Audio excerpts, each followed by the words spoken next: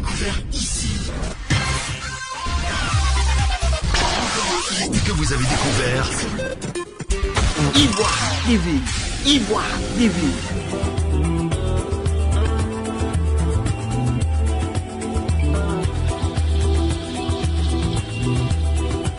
Je voudrais, monsieur le ministre, ici, au nom donc du civisme, qui est un sous-département donc du ministère que vous gérez, ici, faire la remarque que le jeune, pour accéder au financement d'un projet ou pour être admis à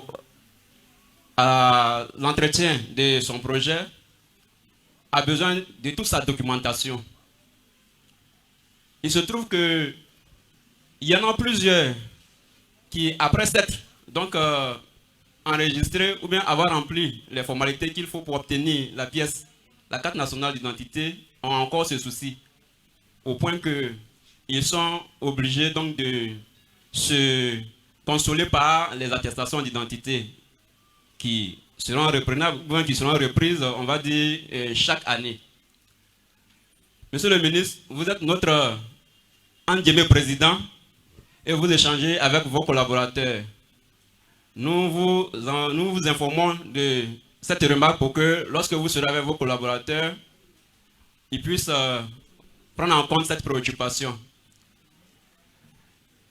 Je voudrais également,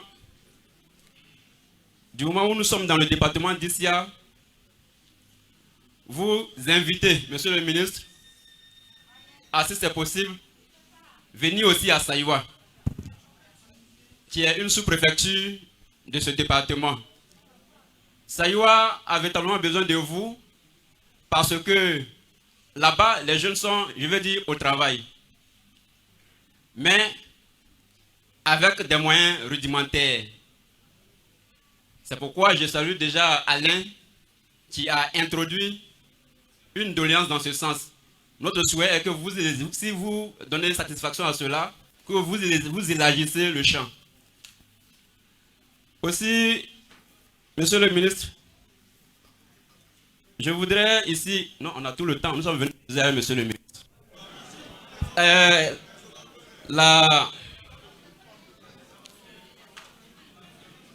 Je voudrais, monsieur le ministre, vous, en tant que notre modèle, du fait donc de la situation politique actuelle qui prévaut, qui prend en compte la cohésion, qui prend en compte la réconciliation nationale dont il est question en ce moment. Vous qui êtes notre modèle, vous qui êtes entre guillemets notre président, quelle attitude voudrait que nous adoptions dans ce contexte-là? Je vous remercie, monsieur le ministre. Monsieur, la jeunesse d'ici a beaucoup de projets. Les projets, il y en a. Mais il y a un véritable problème que les gens peut-être ne veulent pas relever ce problème-là. C'est le problème de papier. Le problème d'extrait de naissance. Est-ce qu'il n'y a pas lieu de relancer les audiences foraines pour permettre à tout un chacun de nous d'avoir au moins une pièce d'identité sur nous afin de monter le projet acquis des droits? Je vous remercie.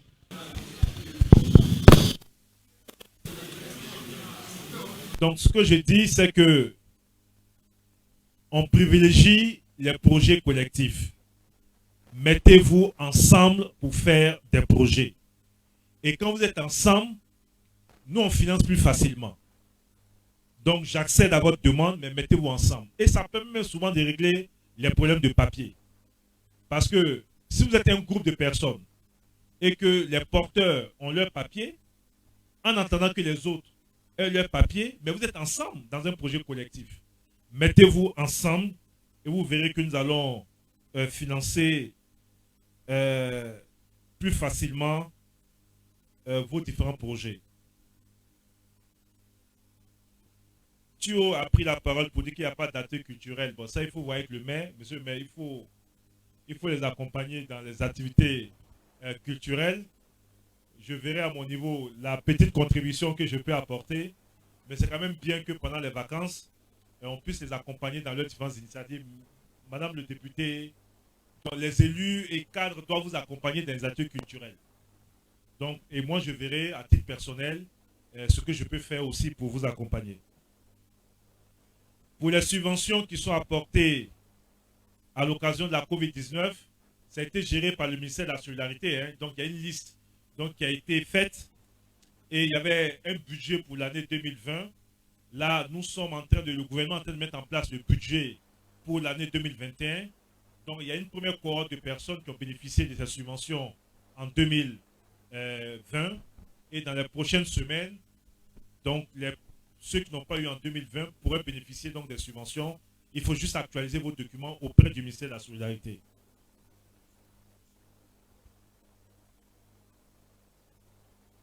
Non, je vais terminer par ça. Alors, pour les problèmes de papier, ça me permet en même temps de faire la transition pour la politique. Les problèmes de papier, il faut faire vos papiers. N'écoutez pas ceux qui veulent toujours instrumentaliser des questions qui sont des questions importantes à des visées politiques. Lorsqu'on a lancé les audiences foraines ici et qu'on a demandé aux gens de faire des cartes d'identité, il s'est trouvé des hommes politiques pour demander aux populations de ne pas faire des cartes nationales d'identité.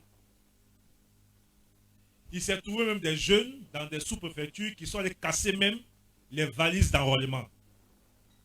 Bon, quand tu as écouté ton leader, tu as fini de casser la valise d'enrôlement.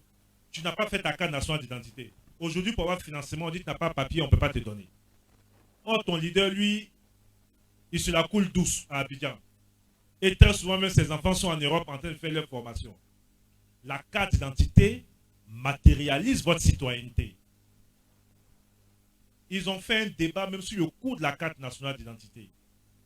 Je vais ici remercier tous ces cadres qui ont aidé leurs parents à accéder à la carte nationale d'identité, puisque chacun de nous a essayé donc d'apporter un peu de moyens pour aider ceux qui n'avaient pas les moyens. Mais une carte d'identité, c'est 5 000 francs CFA pour 10 ans. Non, non, attendez, moi je veux qu'on se dise quand même la vérité. La carte nationale d'identité, c'est 5 000 francs CFA pour 10 ans. Si vous ramenez le coût de la carte nationale d'identité à l'année, ça fait 500 francs par an. Si vous ramenez ça au mois, ça fait autour de 400 francs. Non, non, même pas. Autour de 40 francs. Entre 30 et 40 francs par mois. Mais on vous demande, c'est pas le coût réel de la carte, hein. Il faut que je vous dise. Le coût réel de la carte d'identité, ce n'est pas 5 000 francs. Puisque l'État subventionne. L'État prend déjà en charge une partie des coûts liés à la carte. Mais pour ta propre citoyenneté, te permet d'accéder, d'abord d'être un citoyen ivoirien. Et te permet de voter. Te permet d'accéder aux différents projets. Je pense qu'on peut faire l'effort d'avoir au moins 50 francs par mois, 500 francs par an et 5 000 francs sur les 10 ans pour avoir sa carte d'identité. Mais il s'est trouvé des hommes politiques pour vous demander de ne pas faire parce que c'est cher. Mais vos leaders là, qui vous demandent de ne pas faire la carte d'identité parce que c'est cher. Mais comme eux-mêmes ils ont un peu de moyens, la solidarité voudrait que eux-mêmes là, le peu de moyens qu'ils ont, ils puissent vous donner ça pour votre carte d'identité parce que la carte d'identité va vous ouvrir la porte pour avoir vos projets, pour avoir des financements, pour accéder à l'administration et pouvoir voter. N'écoutez pas les hommes politiques qui essaient toujours de vous ramener en arrière. Mais comme ici c'est chez nous, ça me permet de répondre à la préoccupation qui a été posée. On est quand même ici chez nous dans le Haut-Sassandra. Moi j'ai été particulièrement meurtri par ce qui s'est passé lors des élections présidentielles, ici. Et rien ne peut expliquer ce qui s'est passé ici. On est quand même dans une zone que ce soit à Issia ou à Saïwa, où il y a eu des violences pendant ces élections-là.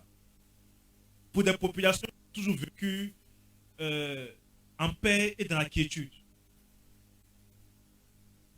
Le colonel qui est là a eu sa maison qui a été brûlée. Ça là, c'est inacceptable. À l'occasion de ces élections, les violences que nous avons constatées, ce n'est pas normal.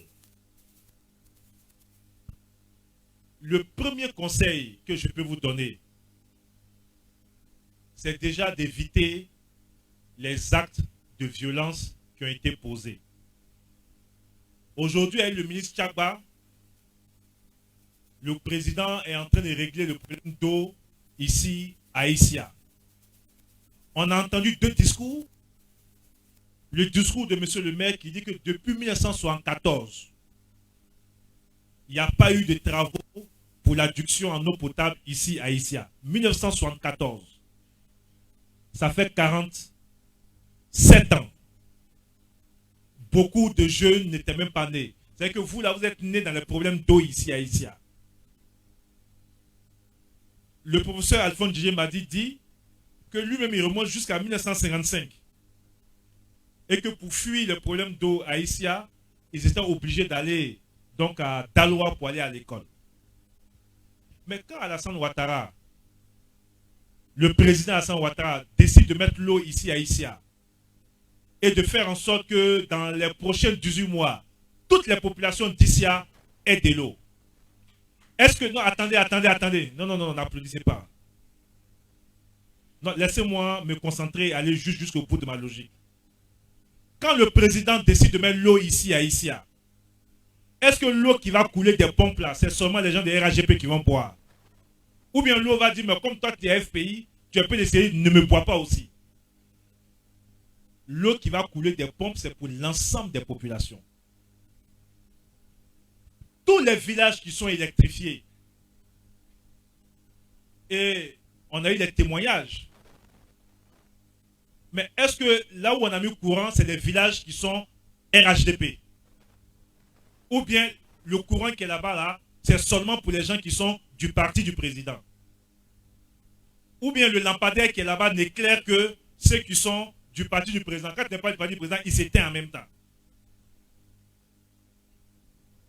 Tout ce que le président est en train de faire, le président l'a fait pour les populations ivoiriennes, sans tenir compte de l'appartenance à tel parti ou à tel parti.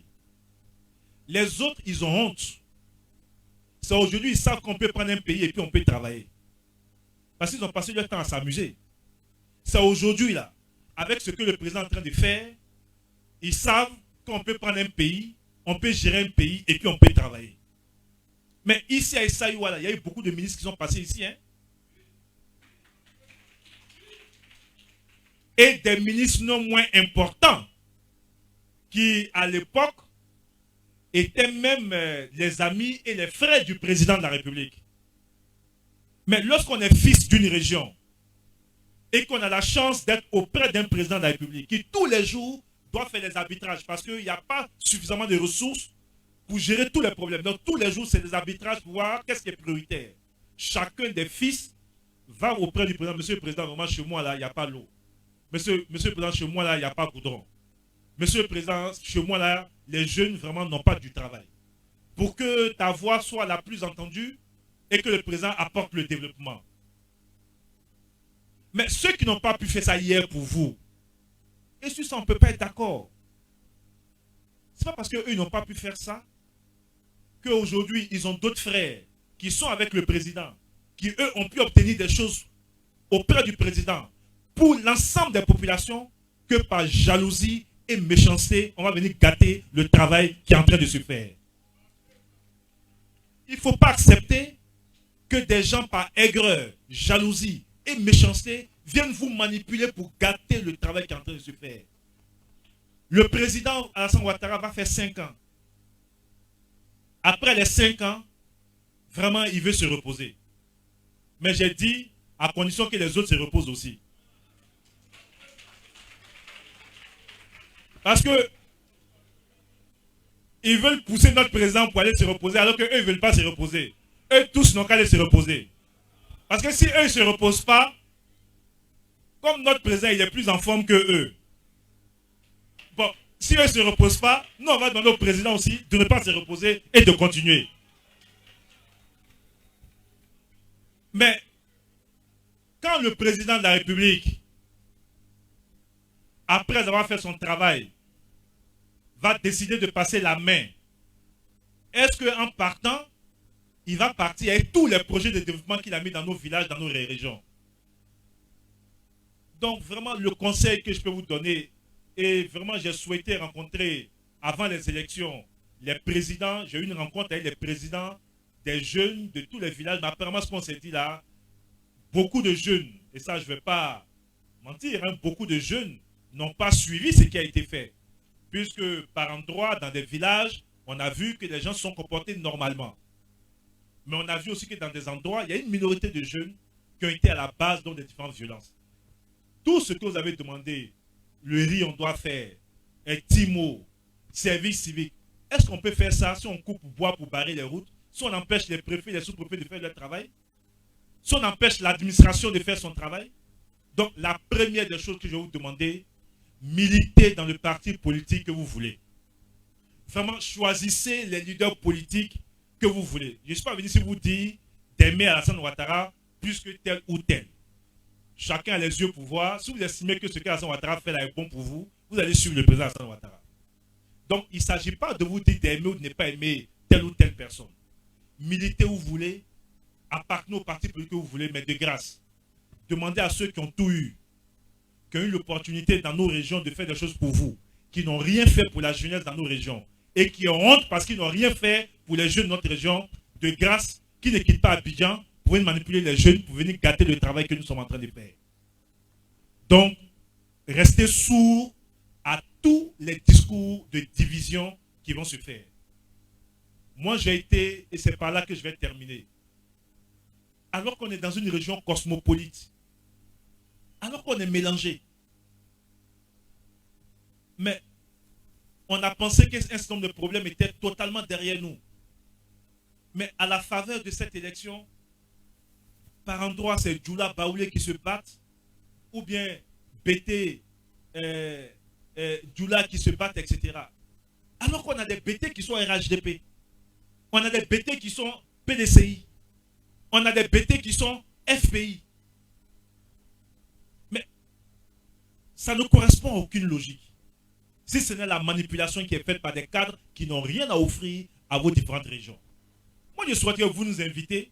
Prenez tous les cadres de la région, ceux qui ont géré hier, ceux qui gèrent aujourd'hui. On va tous venir s'asseoir devant vous et puis on va parler avec tous les jeunes. Parce que chaque cadre doit apporter sa contribution au développement de la région. Chacun n'a qu'à venir vous dire ce qu'il peut faire pour la région, ce qu'il peut apporter comme contribution à la région. C'est ça le vrai débat. Mais pousser les communautés à se battre entre elles, ne rentrez pas dans ça. J'ai l'habitude de donner cet exemple. Moi, je m'appelle Mamadou Touré. Mais si tu prends mon nom sur moi, tu vas dire, mais c'est un petit Djoula. Mais j'ai des parents bêtés.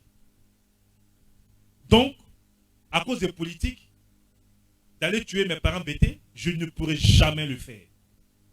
Je ne pourrai jamais le faire. J'ai des amis qui sont de toutes les régions. Mais le président Alassane Ouattara, là, auprès de lui, mais il est Donvaï là. C'est pas, il n'est pas Sénoufo. Alain Donvaï là. Il n'est pas Maouka. Il est pété. Babo Daret là. Il n'est pas Lobby. Il est pété. Alexis Kokwa qui est là. Il n'est pas Dodjene, c'est pas un Dodjeneka. Il est pété d'ici. Autour du président, vous avez l'ensemble des fils et des filles de la Côte d'Ivoire qui travaillent. Non, c'est celui qui est debout là qui doit laisser les gens. Donc, ne rentrez pas dans les discours de haine et les discours de division. On a tous quelque chose à apporter à notre pays. N'écoutez pas ceux qui ont la politique de courte vue. Ils ne peuvent rien offrir. Donc, premier conseil, restez sourds au discours de haine et de division. Deuxième conseil, restez concentrés sur ce qui est essentiel pour vous, insertion professionnelle et votre formation. Maintenant, quand l'élection arrive, celui que vous voulez voter, vous allez voter. J'ai été à Bogué, parce que là-bas, ils ont empêché les élections. On dit on ne veut pas le troisième mandat d'Alassane Ouattara. Les jeunes ont empêché les élections. Ils sont même allés casser la sous-préfecture, là où ils peuvent faire leur papier. Mais quand l'élection est finie, ils nous ont appelés, on est parti à Bogué. Mais je leur ai dit, bon, vous avez empêché l'élection à Bogué, non? Oui. Est-ce que ça a empêché Alassane Ouattara d'être président? Bon, il n'y a pas d'élection à Bogué. Mais qui est président de la Côte d'Ivoire?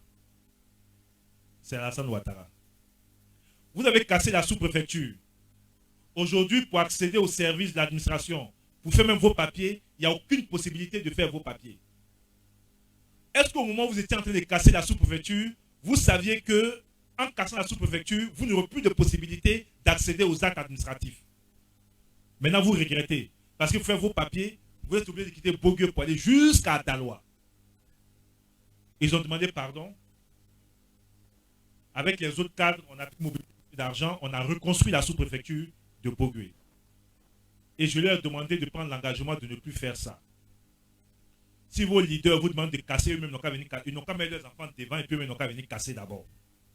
Parce que c'est bien beau de se cacher à Abidjan, d'envoyer les enfants des gens casser, et c'est eux que la gendarmerie arrête et qui se retrouvent en prison alors que les vrais commanditaires sont cachés à Abidjan. Arrêtez d'être des instruments aux mains des hommes politiques de quelque bord politique que ce soit. N'acceptez jamais d'être instrumentalisé par des hommes politiques de quelque bord politique que ce soit. S'ils ont des choses à vous proposer, ils proposent. Si vous les aimez, vous votez pour eux, mais n'acceptez pas d'être des agents destructeurs. Voilà un peu ce que je peux vous dire. Si vous respectez ça, je vous jure qu'il y a beaucoup de choses qu'on pourra faire ensemble. Moi, je ne veux plus entendre que dans notre région, les communautés se battent. Je ne veux plus entendre que dans notre région, des jeunes sont allés s'attaquer à d'autres jeunes.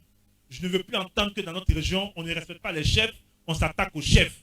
Parce qu'il y a des chefs qui ont failli être agressés, parce qu'ils ont vu jouer leur rôle en demandant que les élections se tiennent normalement et que ceux qui veulent voter viennent voter, que ceux qui ne peuvent pas voter restent chez eux à la même maison.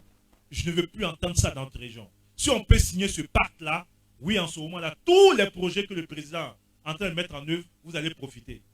Mais si c'est la pagaille, la bagarre, vraiment ça sera difficile. Donc ce qui s'est passé ici ne doit plus jamais se passer. Est-ce que nous sommes d'accord?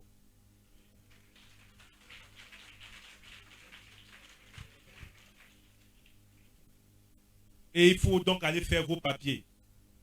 Les présidents des associations, sensibilisez vos camarades pour qu'ils aillent faire leur papier. Le papier là, ce n'est pas seulement pour aller voter. Le papier, c'est aussi vous permettre d'accéder au financement et aux différents projets.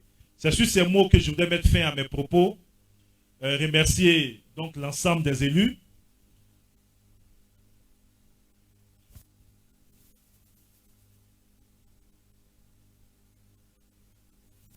Oui, pour les audiences foraines, on verra avec le ministère de la Justice, puisque c'est des questions qui sont gérées donc au dos du ministère de la Justice. Mais en tout cas, moi, je voudrais remercier d'abord nos parents, nos papas chefs traditionnels, qui depuis cet après-midi sont avec nous et dire que nous comptons de continuer sur eux pour nous aider dans la sensibilisation des populations en général, mais des jeunes en particulier. Remercier monsieur le préfet du département et l'ensemble des membres du corps préfectoral.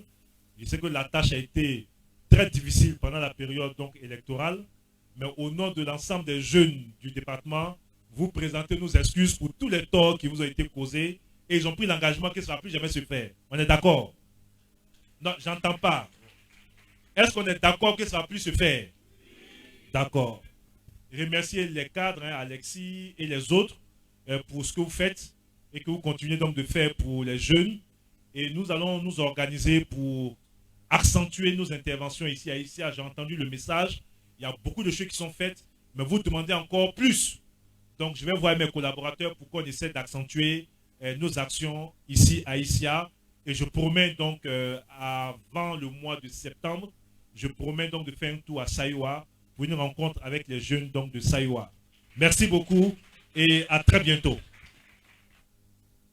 Vous avez découvert ici. Que vous avez découvert Ivoire TV. Ivoire TV.